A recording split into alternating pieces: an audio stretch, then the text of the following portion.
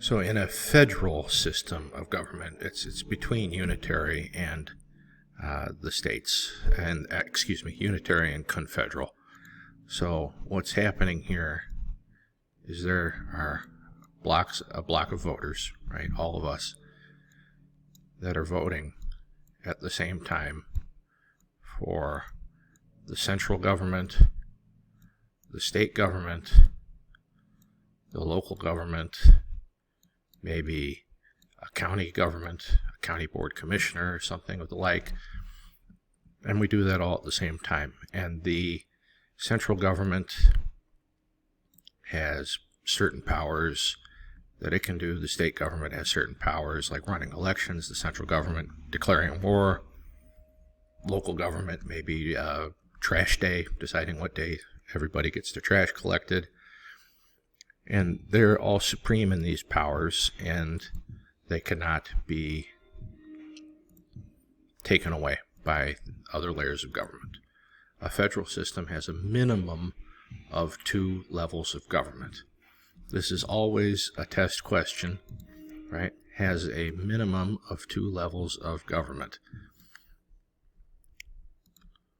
It needs 2 to work, all right? It doesn't mean that there always are 2. In our case, in the United States, there are usually 3, sometimes 4, but 2 would be the correct answer when I ask you on the test, hint, hint, how many levels of government minimum are needed to make a federal form of government work, or some other way of phrasing that question.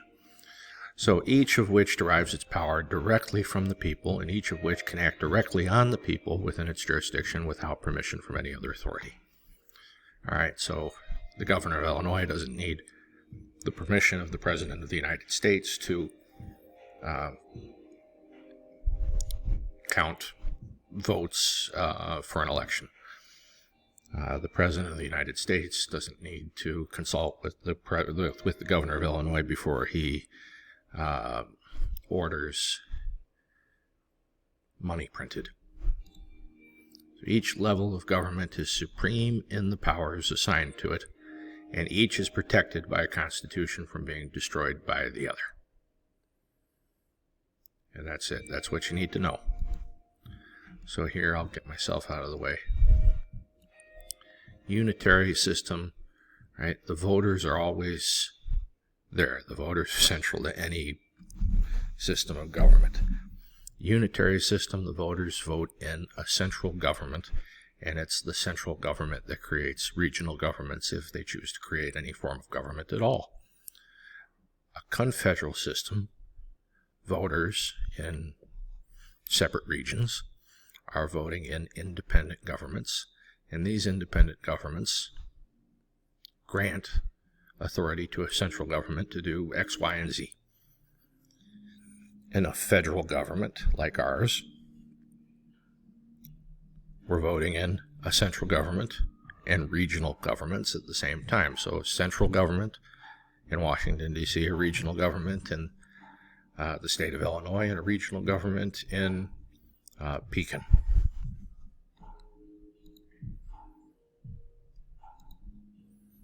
So here's another way to look at it, right?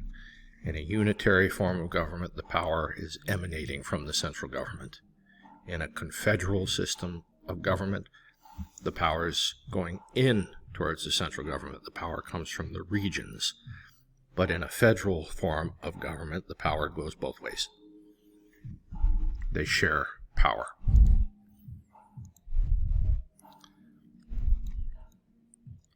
So a history of federalism. So between 1774 and 1781, Congress told the states to form governments. They write the Declaration of Independence, it's adopted, the Articles of Confederation are drafted, they're ratified in 1781. The first government was organized as a firm league of friendship.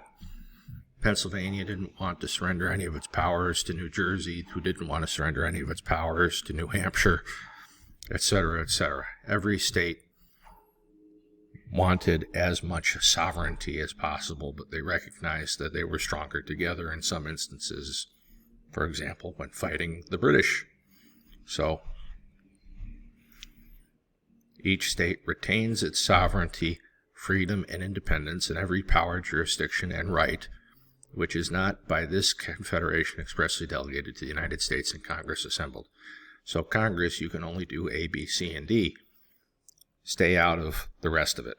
That's for us, the states. We had a unicameral legislature, meaning there was only one house of Congress.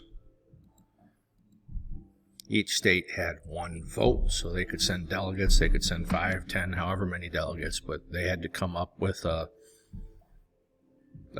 solution in which they could say to the presiding officer, say, Pennsylvania votes aye. All right, there had to be agreement. There were no executive or judicial branches, and this is where I disagree with the book a little. As we know them today, it should say, there was an executive. The president of the Congress was the really the highest civilian post we had. He was who represented us and dealt with outside influences as they would come up. There certainly were courts. It wasn't the organized court system we have now, but it wasn't, the Wild West. We had 3 departments that included foreign affairs, finance, and war. Think of that as kind of sort of the State Department, kind of sort of the Treasury Department, and kind of sort of the Department of Defense. So there was something there. It just wasn't what we know today.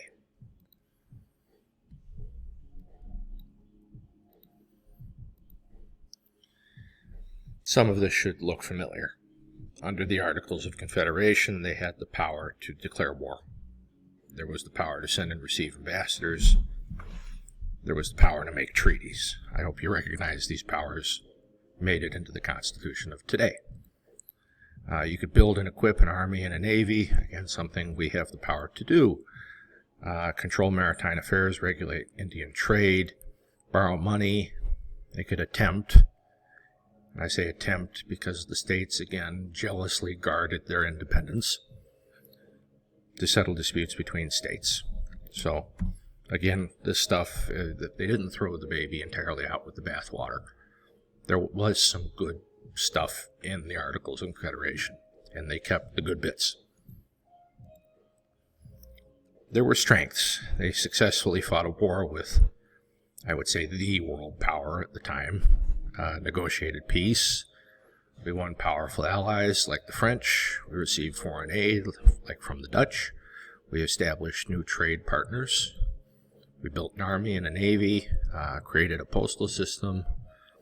I wonder what Benjamin Franklin would make of our postal system today, and laid the foundation for a national bureaucracy.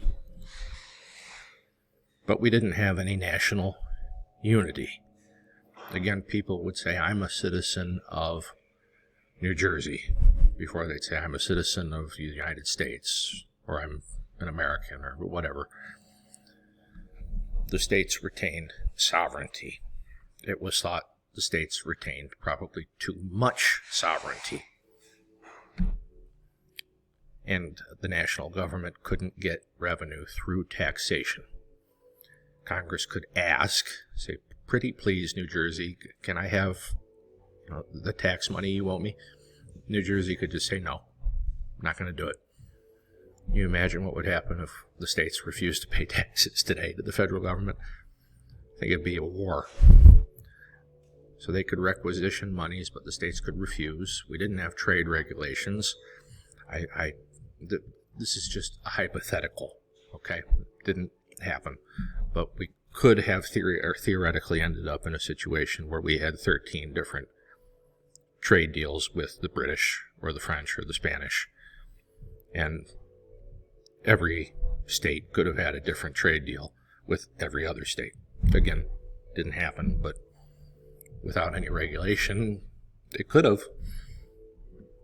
We couldn't regulate our currency. We couldn't stabilize the economy for the reasons mentioned above. We couldn't regulate our trade. We couldn't get revenue through taxation. We couldn't repay debts for obvious reasons because the federal government didn't have a mechanism by which it could get money. Reliably, I should say.